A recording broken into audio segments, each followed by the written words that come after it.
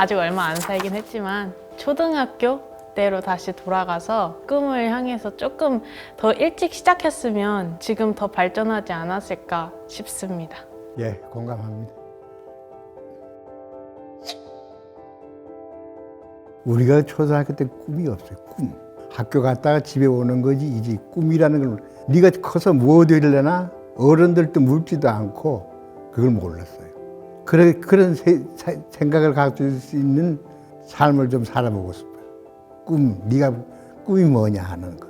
이제 고등학교 때부터 조금 뭘 하고 싶은지 몰라가지고 놀았던 기억이 좀 있어서 지금 고등학교 때로 돌아가게 되면 좀 더 제가 하고 싶은 거에 집중을 할 수 있지 않았을까 싶어가지고 저는 고등학생 때로 돌아가고 싶습니다. 네, 공감합니다.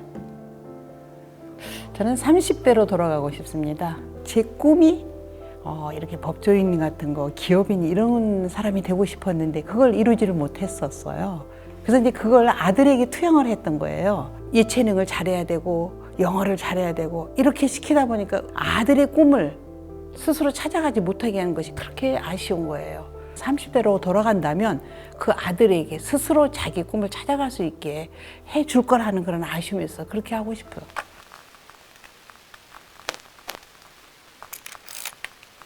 역시나 인구가 좀 걱정이 되긴 하네요. 물론 20년 이후에는 그렇게 크게 느껴지진 않겠지만 제 생각에는 느껴지실 것 같은데. 아, 그럴까요? 예. 사회 인프라를 유지하기 위한 것들을 이제 대부분 기계들이 대체를 하면서 부의 불평등이 점점 심화가 되고 이제 사회가 복잡해지고 그러면서 어떤 것을 판단하는 거에 대한 정보가 상당히 많이 필요한데 그 정보가 진짜 정보인지 가짜 정보인지를 판별하는 데도 시간이 많이 걸리고 그렇죠. 예, 그래서 뭔가 어쩔 수 없이 판단할 때 좀 우물쭈물해질 수밖에 없어요. 거기다가 지금 현재 같은 경우에는 아무래도 자유가 포함된 어떤 서구 자본주의 사회하고 그 권위주의 사회가 지금 충돌을 하고 있는 상황이기 때문에 우리가 알고 있는 민주주의 진영이 확실한 승리를 거둘 수 있을까에 대해서도 많이 걱정이 되는 부분이 있네요. 네, 공감합니다. 저번에 저를 공감해 주셨나요? 예, 다시 해드릴게요. 아우, 감사합니다. 특히 정보를 가지려고 하면은 이제 AI를 사용을 하고 있는데 역시 판단을 할 때 사람이 잘 해야 된다. 그래서 확실히 뭔가 어떤 내용을 받을 때 판단할 수 있는 그런 능력을 좀 가지고 키웠으면 좋겠다는 그런 마음이고요. 그럴 수 있다면 이제 좀 더 민주주의적으로 되지 않을까. 간다면 추후 몇 년, 10년, 20년 뒤에는 분명히 인구 격차도 많이 생기면서 어쩌면 지금보다 또 빈부 격차가 더 심해지면서 경제적으로도 많이 어려워질 것 같은 생각이 있거든요. 노인들 계층이 살기 힘들어지지 않을까라는 걱정도 사실 되거든요. 20년 후면 제가 85세입니다. 20년 후에도 저는 나의 발전을 위해서, 가족의 발전을 위해서, 우리 사회의 발전을 위해서 노력을 하고 있을 사람으로 저는 생각합니다. 너무 공감합니다. 오늘 짧게나마밖에 못 뵀지만 보면서 되게 존경스럽습니다. 감사합니다. 제가 진짜 원하는 꿈을 이뤄서 정말 행복하게 살고 있었으면 좋겠어요. 웃으면서. 부럽습니다.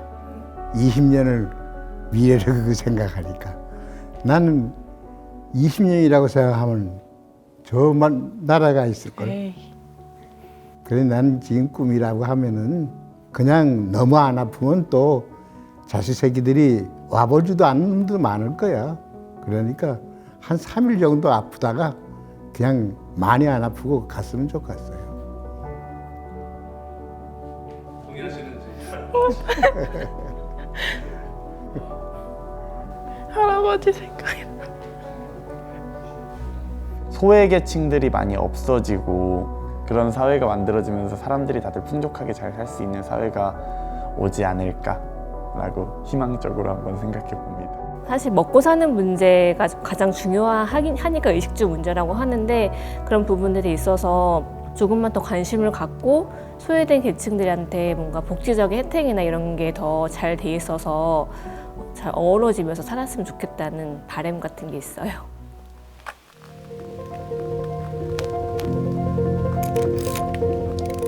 학문적으로 습득은 했을 테지만 몸소 느끼지는 못하는 삶을 살았을 것 같은데 저는 앞서서 이제 좀 싸워 나갈 것 같은 생각이 들어요. 순간으로 돌아간다면 저는 같이 맞서 싸울 것 같아요. 저도 아마 참여를 했을 것 같아요. 왜냐면 우리가 안 하면은 아무도 안 할 테니까. 쓰러져가는 분들도 많고 그분들에 대해서는 안타깝지만은 그래도 자부심은 남지 않겠습니까? 어려웠던 시절에 저항을 했다는 것 자체는 상당히 좀 인생을 걸고 해볼 만한 일이라고 생각을 합니다. 다 겪긴 해야 되지만은 직접 해보지는 않았어요. 지금 하면 내가 그 전에 돌아가갖고 젊은 세대 같으면 선봉에 줄 설 그런 배짱은 없어. 그래서 따라가긴 하고. 솔직히 말씀드리면 뭔가 뒤에서 돕거나 아니면 최소한의 할 수 있는 것들은 최선을 다해서 하겠지만 앞에 나가서 그런 함께 투쟁하고 이런 것은 좀 이렇게 겁이 좀 많고 해서 그건 좀 못할 것 같고 민주주의의 발전을 위해서 옆에서 또 이렇게 서포트를 뒤에서 앞에 서포트를 나선다는 느낌보다는 약간 그 앞에 나선 친구들이 조금 더 덜 다치고 어떤 방향으로 나아가면 좋을지에 대한 방향을 제시해주는 역할은 할 수 있을 것 같은데 만약에 그 친구가 이한열 열사였다면 좀 화가 많이 날 것 같아요. 이제 친구니까 이제 어제까지 뭐 밥 먹고 공 차고 놀았던 그런 친구일 텐데 결과론적으로 그 이한열 님이 그렇게 희생으로 인해서 뭔가 좀 촉발된 것과 대한민국 역사에 있어서 뭐 마이너스가 아닌 플러스 요인이 된다고 생각을 하는데 그래도 좀 먼저 살긴 살아야 되지 않겠습니까?